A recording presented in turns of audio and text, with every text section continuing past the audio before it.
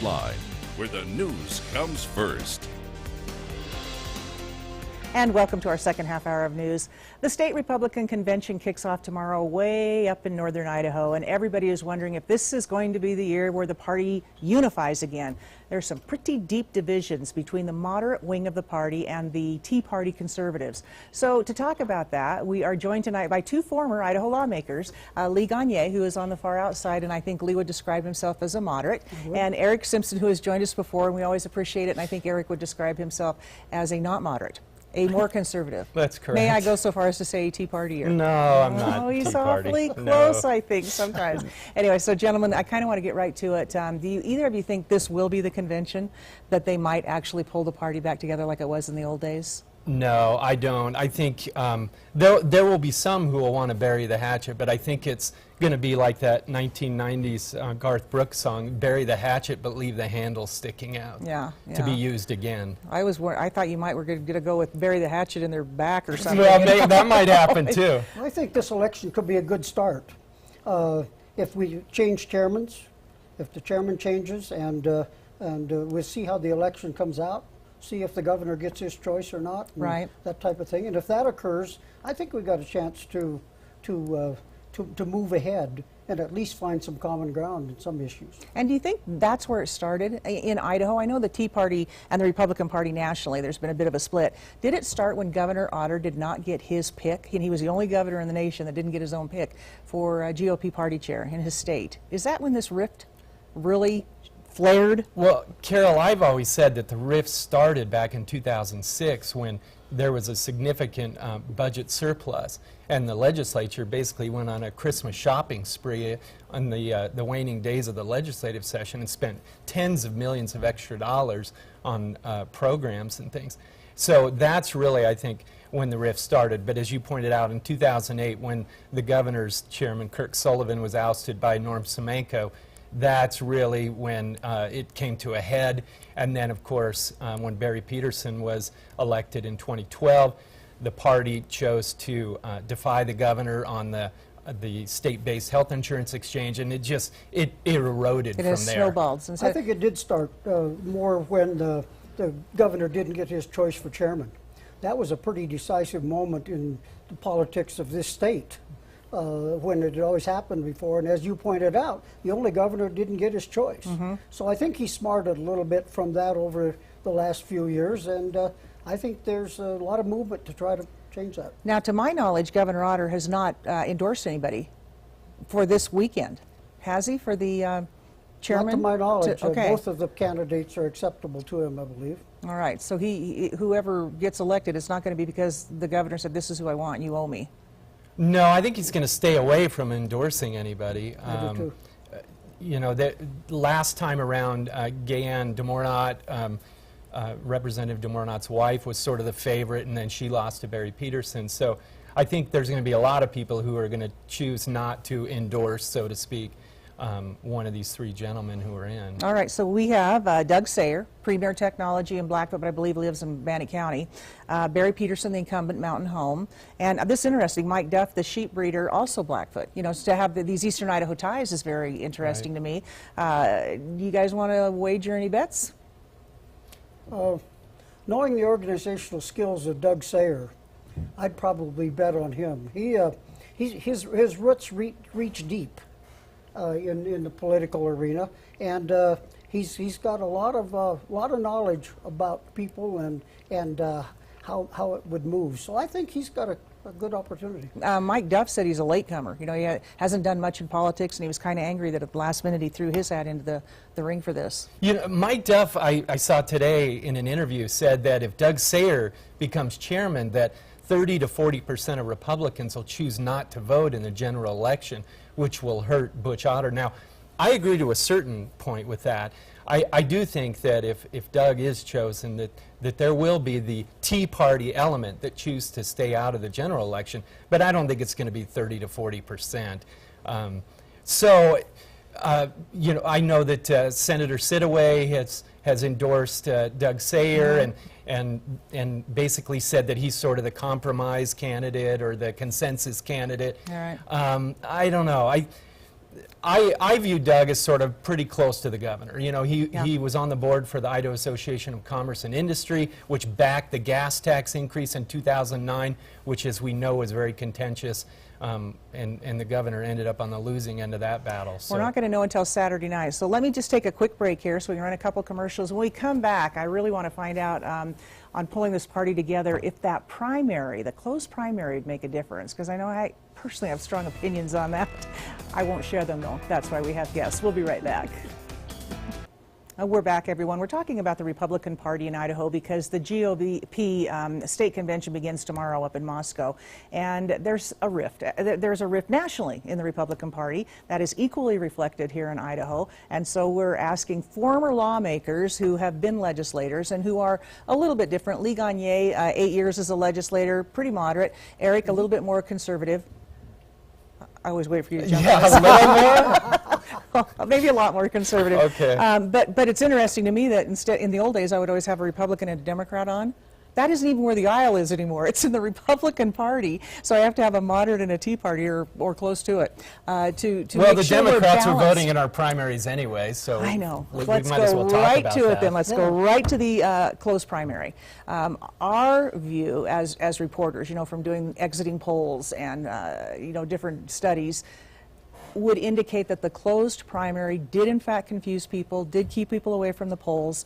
One of our own reporters who went to vote was told that they couldn't because even the poll worker was confused and actually had to call in and they had to explain, no, they can register and they can vote Republican. So what do you think?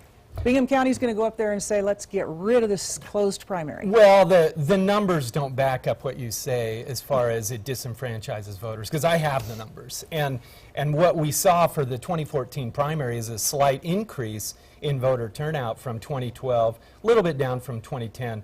But it hovers 26% somewhere in there. Now, for Bonneville County, the numbers were up as well for 2014, the primary, at 26.37% of registered voters turning out, and that compares to 22.9% for 2012, 27.5% for 2010. So the closed primary hasn't really affected voter turnout, and I think it's important to emphasize that there are about 20 states that have closed primaries. So Idaho is not an anomaly in that arena. Yeah, but in fact, are the other 20 states 90% Republican anyway? No. Well, Lee, jump in here because No, I mean, why we would close a think primary in a closed state that's primary all definitely has an effect. I've heard it from the mainstream Republicans the last 2-3 years that they're not even sure they're going to vote this year, and they were very upset. They too hit two or three of my friends hit problems at the polls. That the pollster was misinformed as to how it could work. So depending, you know, either way on how you feel about it, what do you think is going to happen in Moscow as far as that closed primary goes? You think they'll pull it I out? say it stays closed. You do? Absolutely. I think it'll have a serious challenge, and I think it's going to be up. I think part of it's going to be which chairman they elect.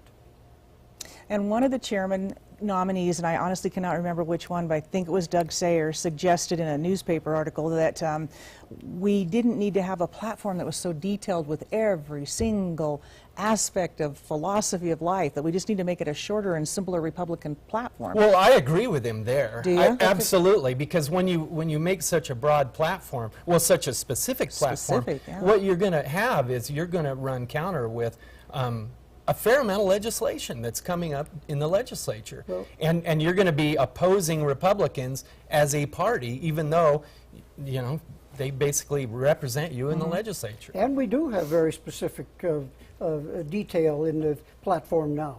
You know, we can agree on debt ceilings. We can agree on reducing the debt, the entitlements, and all of that. Eric and I can agree on that. But when it comes to the closed primary, when it comes to who should elect the Senate, or who The 17th Amendment, that's the next one. Yeah. I've just not been able to get there. I've been more of a pragmatist than ideologue this last. So you're one of those Republicans that Brian Smith would have said did not agree with the entire platform. I'd probably be a rhino, yes. A rhino. Okay, very But good. you brought up the 17th Right. Amendment. I think it's important to talk about that just for a second.